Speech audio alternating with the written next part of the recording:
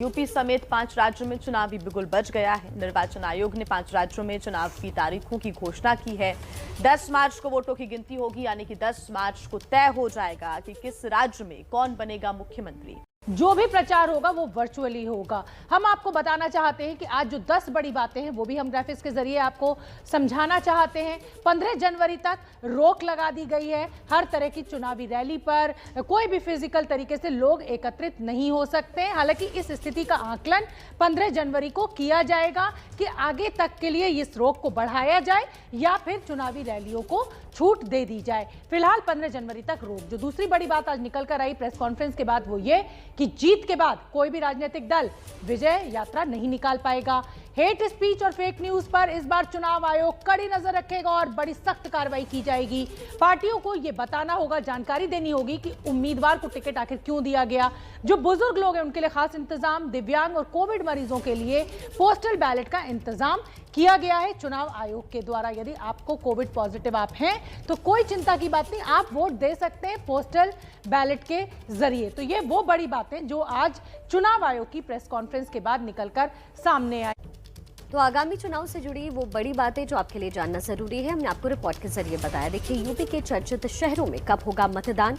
अयोध्या से लेकर मथुरा तक हर चर्चित शहर की मतदान तारीखें क्या है, बता रही है मेरी सहयोगी रोमाना इसाफ खान।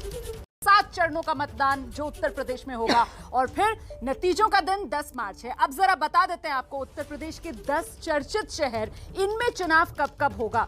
चुनाव की तारीख अगर इन चर्चित शहरों में आपका शहर भी है तो नोट जरूर कर लीजिएगा, क्योंकि प्रभु राम की नगरी अयोध्या, वहां 27 फरवरी को वोट डाले जाएंगे। मथुरा नगरी लगातार सियासी सुर्खियों में है, 10 फरवरी को मथुरा में वोटिंग होगी। इसके अलावा लखीमपुर जो किसानों की वजह से चर्चा में आया, वहां 23 फरवरी को वोट डाले जाने हैं। साथ ही मुजफ्फरनगर आप देख रहे हैं, बड़ी किसानों की महापंचायत यही मुजफ्फरनगर में हुई थी, पश्चिमी उत्तर प्रदेश में पड़ता है पहले चरण में, मतलब 10 फरवरी को मुजफ्फरनगर में वोट डाले जाएंगे। इसके अलावा शाहजहांपुर 14 फरवरी शाहजहांपुर में वोटिंग होगी। यहीं से गंगा एक्सप्रेसवे का शिलान्यास जो प्रधानमंत्री नरेंद्र मोदी ने किया था। सिद्धार्थनगर, जिसे मेडिकल कॉलेज जिसकी सौगात दी गई, 3 मार्च को सिद्धार्थनगर में वोट डाले जाएंगे। और इतना ही नहीं, कुछ और चर्चित शहरों में कुशीनगर का नाम भी है, जिसे एयरपोर्ट की सौगात मिली 3 मार्च कुशीनगर को। और झांसी, जहां बड़ी सी अखिलेश यादव की आपने चुनावी सभा देखी थी, जो अब तो चुनाव आयोग ने रोक लगा दिया है, तो ऐसे में अब नहीं देखने के लिए मिलेगी। इसके अलावा प्रधानमंत्री नरेंद्र मोदी ने भी इस इलाके के लिए बड़ी सौगात दी थी। तो 20 फरवरी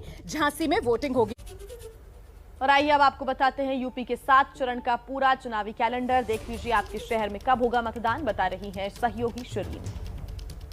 उत्तर प्रदेश बड़ा राज्य, सबकी निगाहें इस पर टिकी होती हैं, तो हम बताते हैं कि उत्तर प्रदेश में आखिर चुनावी प्रक्रिया किस तरीके से होने जा रही है। सबसे पहले तो आप ये मैप देखिए, और इस मैप में उत्तर प्रदेश का ये मैप है, 75 जिले हैं। आपको 7 अलग अलग रंग दिखाई दे रहे होंगे। ये जो 7 रंग है, दरअसल चुनाव आयोग ने इन्हीं रंगों के जरिए उत्तर प्रदेश को 7 अलग अलग चरणों में बांटा, यानी कि 7 फेज में यहाँ पर वोटिंग होने जा रही है। तो जल्दी से मैं आपको बता देती हूँ। फेज 1 के तहत देखिए 11 जिले हैं, 11 जिलों की 58 सीटें हैं। 10 फरवरी को यहाँ पर वोट डाले जाएंगे। कौन कौन से हैं वो? शामली, मुजफ्फरनगर, मेरठ, बागपत, गाजियाबाद, हापुड़, नोएडा, साथ ही बुलंदशहर, अलीगढ़, मथुरा और आगरा, जहां पर 10 फरवरी को वोटिंग होगी। अब फेज 2 की बात कर लेते हैं जल्दी से। फेज 2 यानी कि 9 जिले आते हैं इसमें, और 9 जिलों की 55 सीटें हैं, जहां पर 14 फरवरी को वोट डाले जाएंगे। सहारनपुर है, बिजनौर है, मुरादाबाद है, संभल है, रामपुर है, अमरोहा, बदायूं, बरेली और शाहजहांपुर। इसके बाद अब फेज 3 की बात कर लेते हैं जल्दी से। फेज 3 20 फरवरी को यहां पर वोटिंग होगी 16 जिलों की 59 सीटों के लिए। हाथरस, एटा, कन्नौज, फिरोजाबाद, कासगंज, मैनपुरी, फर्रुखाबाद, इटावा, औरैया, कानपुर देहात, कानपुर, जालौन, इसके साथ ही झांसी, ललितपुर, हमीरपुर और महोबा, यहां पर सब 3rd फेज में वोटिंग होनी है। अब हम 4th फेज की बात कर लेते हैं। यहां पर 9 जिलों की सीटें हैं। देखिए 60 सीटों के लिए वोट डाले जाएंगे 23 फरवरी को, जिसमें पीलीभीत है, लखीमपुर है, सीतापुर है, हरदोई है, उन्नाव है, लखनऊ है, इसके साथ ही रायबरेली, बांदा और फतेहपुर। अब 5वें फेज के तहत देखिए 60 सीटें हैं, और वोटिंग का जो दिन है वो है 27 फरवरी, क्योंकि 11 जिलों की 60 सीटें हैं। अमेठी, सुल्तानपुर, चित्रकूट, प्रतापगढ़, कौशाम्बी, प्रयागराज, बाराबंकी, अयोध्या, बहराइच, श्रावस्ती और गोंडा, यहां पर 27 फरवरी को वोट डाले जाएंगे। अब 6ठे फेज में देखिए कौन कौन से शहर आ रहे हैं, कौन कौन से जिले। 10 जिले हैं, 57 सीटों के लिए वोट डाले जाएंगे 3 मार्च को, मार्च के महीने में। अंबेडकर नगर, बलरामपुर, सिद्धार्थनगर, बस्ती, संत कबीर नगर, महाराजगंज, गोरखपुर, कुशीनगर, देवरिया और साथ ही बलिया भी। इसके बाद अब आखिरी चरण यानी कि 7वां फेज कौन सा है? देखिए 7वें फेज में 7 मार्च को वोटिंग होगी।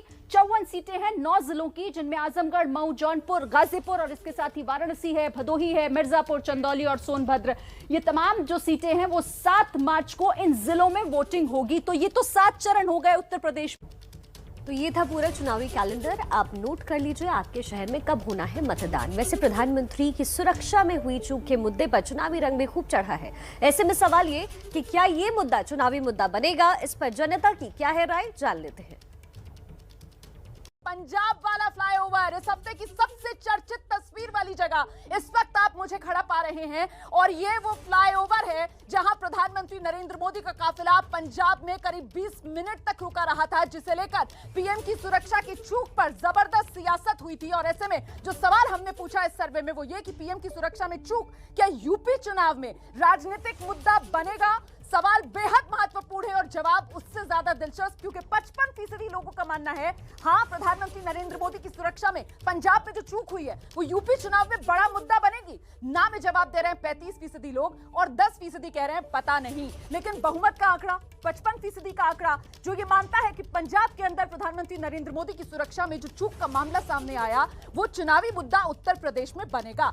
इस वक्त मैं खड़ी हुई हूं एक रैली स्थल पर, लेकिन अब इस तरीके की रैलियों पर रोक का ऐलान जो चुनाव आयोग की तरफ से कर दिया गया है, क्योंकि चुनाव आयोग ने साफ किया कि कोविड सेफ इलेक्शन, कोरोना से सुरक्षित चुनाव कराना वो प्रतिबद्धता चुनाव आयोग की। वोट और वोटर दोनों को सुरक्षित रखना चुनाव आयोग की जिम्मेदारी। और ऐसे में एबीपी न्यूज की जो बड़ी मुहिम उस पर भी एक तरीके से चुनाव आयोग ने मुहर लगा दी है। और ये जरूरी क्यों था ये समझ लीजिए आप। सवाल ये पूछा गया इस सर्वे में कि क्या यूपी में नेता कोरोना नियमों का पालन कर रहे हैं? तो देखिए जवाब जो सामने आया उसमें लोगों का ये मानना है, 64% लोग कह रहे हैं कि नहीं, नेता कोरोना नियमों का पालन नहीं कर रहा है बल्कि धज्जियां कोरोना नियमों की उड़ा रहे हैं। 28% ने हाँ में जवाब दिया, पता नहीं कह रहे हैं 8%। लेकिन कुल मिलाकर जिस तरीके से कोरोना का कहर देश भर में बढ़ता जा रहा था, एबीपी न्यूज लगातार ये मुहिम चला रहा था कि बंद करो रैली, और आखिरकार चुनाव आयोग की तरफ से ये फैसला ले लिया गया है। रैलियां, रोड शो, पदयात्रा, नुक्कड़ सभा तक पर चुनाव आयोग ने रोक लगा दी है।